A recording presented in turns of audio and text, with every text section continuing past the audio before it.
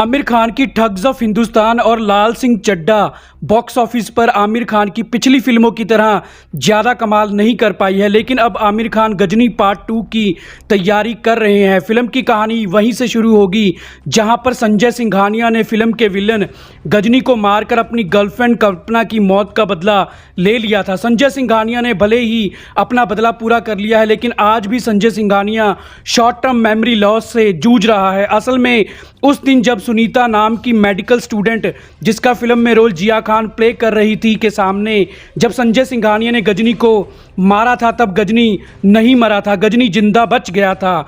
लेकिन अब गजनी संजय सिंघानिया की तरह चुपकर संजय को जान से मारने की प्लानिंग कर रहा है। फिर एक दिन संजय सिंघानिया, जो अब फिर से अपना बिजनेस मुंबई में संभाल रहा है, को खबर मिलती है कि उसकी मेडिकल स्टूडेंट दोस्त सुनीता की लाश उसके फ्लैट में मिली है। लेकिन पुलिस ये पता नहीं लगा पाई है कि सुनीता का किसी ने मर्डर किया है या उसने सुसाइड किया है। असल में सुनीता को गजनी ने ही मारा होता है और अब गजनी संजय सिंघानिया को भी मारने वाला है। इधर पुलिस अब सुनीता के मर्डर की इन्वेस्टिगेशन कर रही होती है। दूसरी तरफ संजय को ये महसूस होने लग जाता है कि गजनी अभी जिंदा है, इसलिए संजय सिंघानिया फिर से एविडेंसेस, फोटोज़ वगैरह कलेक्ट करना शुरू कर देता है। संजय सिंघानिया भी सुनीता के मर्डर की इन्वेस्टिगेशन करने लग जाता है, क्योंकि संजय मन ही मन जान चुका है कि गजनी ने ही सुनीता को मारा है। लेकिन संजय की शॉर्ट टर्म मेमोरी लॉस की बीमारी के कारण कोई भी संजय पर भरोसा नहीं करेगा, इसलिए संजय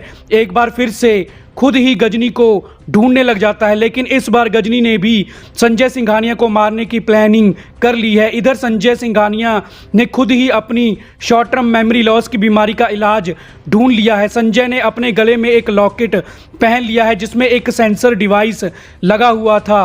वो सेंसर डिवाइस बोलकर उस चीज के बारे में बता देता है जो उस डिवाइस के सामने आती है, और संजय ने एक हेडफोन के थ्रू उस डिवाइस को कनेक्ट किया होता है। अब जब कोई भी ऑब्जेक्ट या पर्सन संजय के सामने आता तो संजय के गले में पहना हुआ वो सेंसर उस ऑब्जेक्ट को डिटेक्ट करके संजय को बता देता, और इस तरह संजय हर चीजों को याद रखता। फिर एक दिन जब संजय सिंघानिया अपने घर पर सो रहा होता है, तब गजनी एक अनजान आदमी बनकर संजय के घर आता है और कहता है कि उसकी कार खराब हो गई है और उसका फोन भी बंद हो गया है, इसलिए क्या वो एक फोन कर सकता है।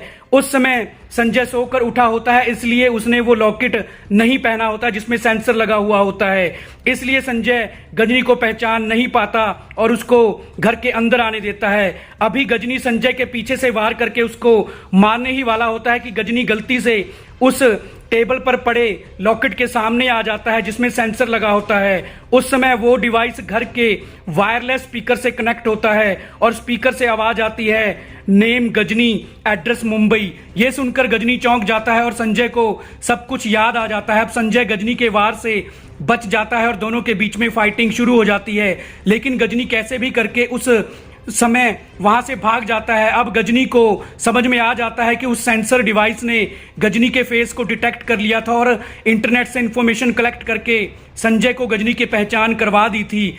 गजनी अब एक और प्लान बनाता है। गजनी संजय सिंघानिया को फोन करके कहता है कि मैं गजनी हूं और मैंने ही तेरी गर्लफ्रेंड कल्पना और तेरी दोस्त सुनीता को मारा है, और अब मैं तुझे भी मारने वाला हूं, और अगर मुझसे मिलना चाहता है तो मेरे पुराने अड्डे पर आ जा।